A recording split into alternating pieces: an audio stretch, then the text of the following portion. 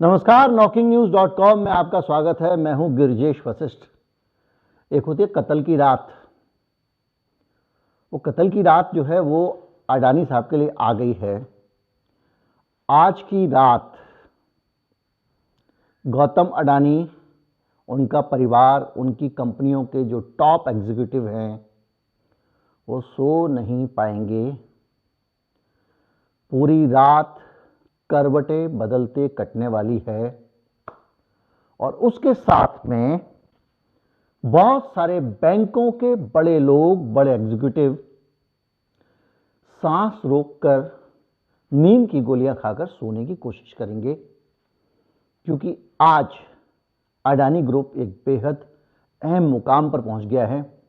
गिरते गिरते ये 2 दिन की छुट्टी ने उसको गिरने से जैसे रोक दिया है, ये सोमवार को गिरने का सिलसिला जारी रहता है या अडानी साहब को कहीं से कोई जड़ी बूटी मिल जाती है। बहुत सारे लोगों की निगाहें हैं, कई ब्रोकर्स के वीडियो में सुन चुका हूं, कई से फोन पे बात कर चुका हूं, और जो मार्केट में लोगों का दिमाग चल रहा है उसके हिसाब से लोगों को लग रहा है नहीं, अडानी जी ये कर देंगे तो बचेंगे और ये करने वाले हैं, पक्का करेंगे। इस तरह की बातें लोग अलग अलग कर रहे हैं। बहुत सारे यूट्यूब पे पुराने सीनियर ब्रोकर्स भी अपने अपने विचार रख रहे हैं। तो क्या होगा इसको हम समझेंगे। कहीं मत जाइए, चैनल को सब्सक्राइब कर लीजिए, मैं अभी हाजिर होता हूं।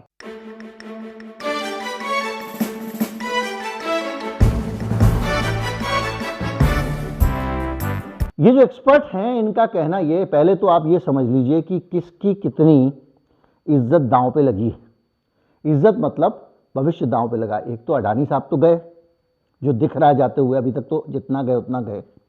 हम क्यों कहे पूरी तरह गए, हो सकता है कुछ कहीं से वो कर दें, खेल जुगाड़ लगा दें, दिमाग लगा दें। दूसरा, इनसे जुड़ी हुई बहुत सारी चीजें। क्या आप कल्पना कर सकते हैं कि इस देश का अभी जब वीकली रिपोर्ट आएगी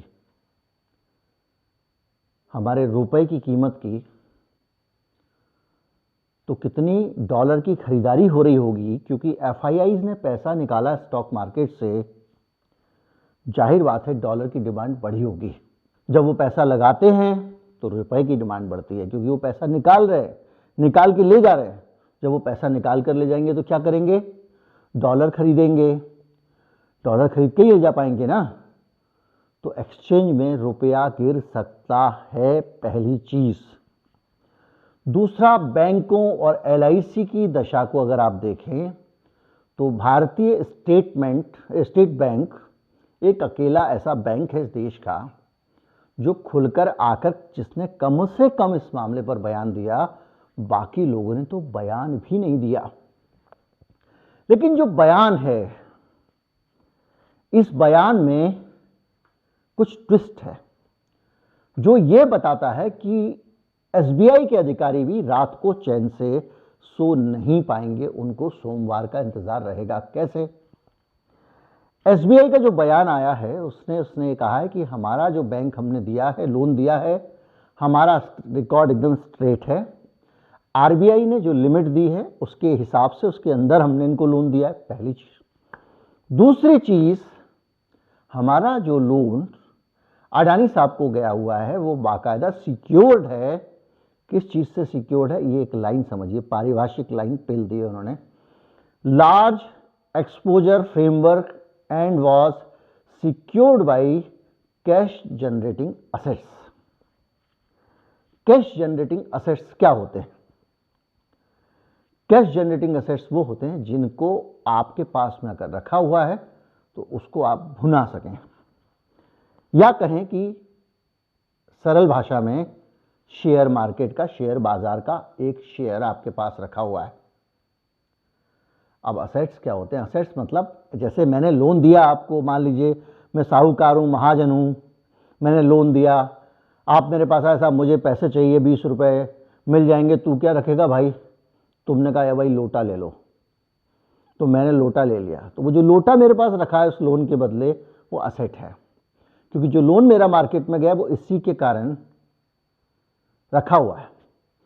कैश जनरेटिंग एसेट मतलब ऐसा लोटा लिया है मैंने जो मुझे पैसे दे सकता है।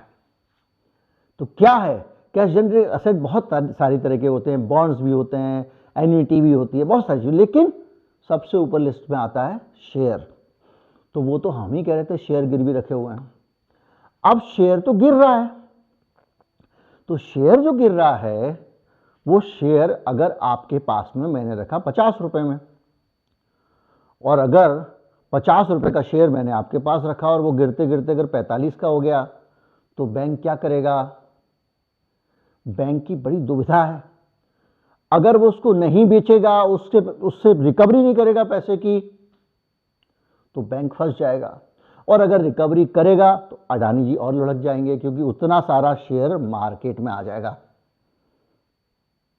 तो जब मार्केट में शेयर आ जाएगा, सप्लाई ज्यादा आ जाएगी, डिमांड तो है ही नहीं। समस्या वो है सप्लाई डबल हो जाएगी, शेयर और लुढ़क जाएगा। दूसरी समस्या ये हो रही है कि इन्होंने जो फॉलो पब्लिक ऑफरिंग निकाला है, एफपीओ, यानी इन्होंने जो नया दोबारा से शेयर निकाला है अपनी कंपनी का, जिन कामों के लिए निकाला है वो काम तो अटक ही रहे। इसके अलावा जब एफपीओ आपने कह दिया, कल का जो बयान आ गया अडानी जी का, जो मैं आपको कह रहा था एकदम कि ना तो हम बेचेंगे सस्ते में, ना एफपीओ डिफर करेंगे, मतलब इसको मुलतवी नहीं करेंगे, तो फिर अब एक ही ऑप्शन है, और वो ये है कि अडानी जी के शेयर बिकें और अडानी के शेयर की डिमांड बढ़े। इधर आप अगर जाएं तो सिर्फ वही नहीं, आपका एलआईसी भी बेचारे की हलक में जान अटकी हुई है, क्योंकि उसने दबा के करीब 80,000 करोड़ रुपए दिए हुए हैं अडानी साहब को। इसके अलावा अडानी ग्रुप की करीब 37% स्टेक, जो अडानी ग्रुप की लिस्टेड एंटिटीज हैं, यानी जो कंपनियां शेयर मार्केट में उनकी लिस्टेड हैं, उनके अंदर करीब एलआईसी ने लगाए हुए हैं 18,800 करोड़ रुपए, केवल 2 दिन में लगाए हैं, 19,000 करोड़ रुपए के आसपास। तो अब आप बताइए ये कब लगे हैं? एकदम ये बुरी खबर आने से पहले। अब इस बीच में शेयर बाजार गिर गया। मैं उस आंकड़े पे नहीं जाऊंगा कि 3,000 करोड़ और कितना परसेंट, 21% फॉल, क्योंकि इस आंकड़े का कोई मतलब नहीं। शेयर गिर गया है। अब ये एलआईसी की धड़कनें बढ़ी हुई हैं। अब दिक्कत क्या एक और आने वाली है। बैंक का मैंने आपको बताया कि बैंक ने अगर 300 रुपए का शेयर है मान लीजिए, और वो बैंक के पास 300 में रखा, बैंक से भी कम में हो गया, तो बैंक को बेचना पड़ेगा और अपने असेट्स की रिकवरी करनी पड़ेगी। तो यही तो बोला है इन्होंने। अब आप देखें एलआईसी का एक्सपोजर क्या है, मैंने स्क्रीन पे लगा दिया है कि किस कंपनी में एलआईसी के कितने पैसे लगे हुए हैं। सबसे ज़्यादा पैसे अंबुजा सीमेंट में लगे हुए हैं, और अंबुजा सीमेंट में ही सबसे ज़्यादा नुकसान एलआईसी को हुआ है। और अंबुजा सीमेंट का जो शेयर है वो 383 रुपये 50 पैसे का है। फ्राइडे को जो जब बंद हुआ है, जो जैसी कि खबर मिली है मुझे, ये जो जहाँ से भी मैंने निकाला है, इकोनॉमिक टाइम्स से या बिजनेस स्टैंडर्ड से, तो वहाँ पे जो है 383 रुपये 50 पैसे का शेयर है। और ये शेयर अब वहाँ पहुँच गया, जितना दाम इसका होना चाहिए था, जितने में इन्होंने गिरवी रखा था शेयर, उतने पैसे से कम में आ गया बल्कि। यानी बैंकों के ऊपर प्रेशर भी है बिकवाली का। अब बैंक इसको कितने दिन रोकते हैं, ये उनका अपना रिस्क है, अपने रिस्क पे रोकेंगे। तो सोमवार को अगर मान लीजिए एक कोई रेस्क्यूअर आ जाता है, रेस्क्यूअर कौन चाहिए? रेस्क्यूअर ऐसा नहीं चाहिए जो दूसरी तरह से कर दे, इमेज बदल दे, उससे कुछ नहीं होगा। पैसा देने वाला, पैसा लगाने वाला। पैसा तो अडानी साहब के पास भी बहुत है, लेकिन अडानी जी अपना शेयर नहीं खरीद सकते। अडानी जी जो फर्जी कंपनियां कह रहा हूं, शेल कंपनियां हैं, जो विनोद भाई साहब वाला जो ऑप्शन है, फोन अ फ्रेंड, फैमिली मेंबर, वो भी क्लोज हो चुका है इस घोटाले के, इस खुलासे के बाद में। तो अब ये हो सकता है कि अडानी जी किसी को फोन लगाएं, भाई साहब अंबानी जी या और कोई, सिर्फ दाशानी जी या कोई और, बहुत सारे अमीर हैं, कि बॉस मेरी इज्जत तुम्हारे हाथ में है, आप मेरे कल शेयर खरीद लो, आप कितने के खरीदोगे ये बता दो। अब अगर वो कल सोमवार को जब बाजार खुलता है और एफपीओ खरीदते हैं, एफपीओ में से शेयर खरीदते हैं, कुछ पैसा अपना लगा देते हैं तो अडानी साहब के शेयर की फॉल गिर जाएगी। और एक्सपर्ट्स का कहना यह है, एक एक्सपर्ट का एनालिसिस बड़ा अच्छा था, कल भी मैंने इनपुट्स लिए थे, वो बहुत समझदार व्यक्ति हैं, मुझे उसका नाम याद नहीं आ रहा, सब माहेश्वरी जी। उनका कहना यह कि जब ये ऊपर जाएगा शेयर तो अपर सर्किट लग जाएगा। अपर सर्किट लगने का मतलब होता है, सर्किट मतलब मुन्ना भाई वाला सर्किट नहीं, एक और सर्किट है, जो लोग नहीं जानते उनके लिए कह रहा हूं, ऐसा मत सोचिएगा कि आप कहेंगे मैं जानता हूं, ये हमको ऐसे सिखा रहे हैं। क्या होता है कि शेयर को एक हद से ज्यादा बढ़ना और गिरना सेबी रोक के चलता है, क्योंकि वो इतना पे जाएगा तो आज कोई ट्रेडिंग नहीं होगी इसकी, खत्म। तो उनका कहना यह कि अपर सर्किट अगर लग जाएगा तो अपर सर्किट लगते ही ये शेयर ऊपर जाना बंद, और जैसे ही शेयर का भाव फिक्स हो गया कि ये मैक्सिमम शेयर का भाव है, तो कोई भी आदमी ना अपर सर्किट पे बेचता ना लोअर सर्किट पे बेचता। तो जब अपर सर्किट लग जाएगा तो शेयर की खरीदारी नहीं होगी, तो बेचोगे किसको भाई? आपने कहा भाई 200 रुपए पे जाके उन्होंने कहा इससे ज्यादा आप नहीं बेच सकते, आज के लिए खत्म। अब 200 से 300 होने की उम्मीद ना हो तो मैं पैसा क्यों लगाऊंगा? और जब मैं पैसा नहीं लगाऊंगा तो आपका शेयर नहीं बिकेगा, तो जो बिकवाली भी रुक जाएगी, यानी वहीं रुक जाएगा मामला। तो एक जो फ्री फॉल है, झटका है, करंट है, 440 वोल्ट है, उससे आप बच गए। और यही अडानी जी के लिए एक तरह से लाज बचाने वाली बात होगी, क्योंकि अगर वो और गिरे, बैंकों में जमा उनके शेयर के दाम से नीचे वाला दाम चला गया,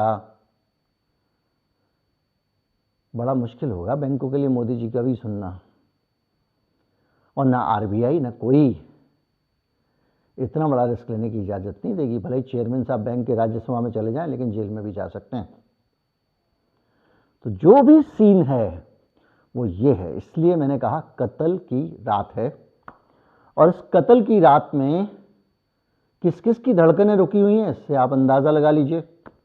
आरबीआई की धड़कन अलग रुकी हुई है, बैंकों की धड़कन अलग रुकी हुई है, क्योंकि बात यह है कि बैंकों का पैसा अगर अब जाता है, डूबता है अडानी के चक्कर में, तो बैंक बर्बाद हो ना हो, बर्बाद होने जितनी ही बदनामी बैंकों की हो जाएगी, बुरी तरह से उनकी साख दांव पर लग जाएगी।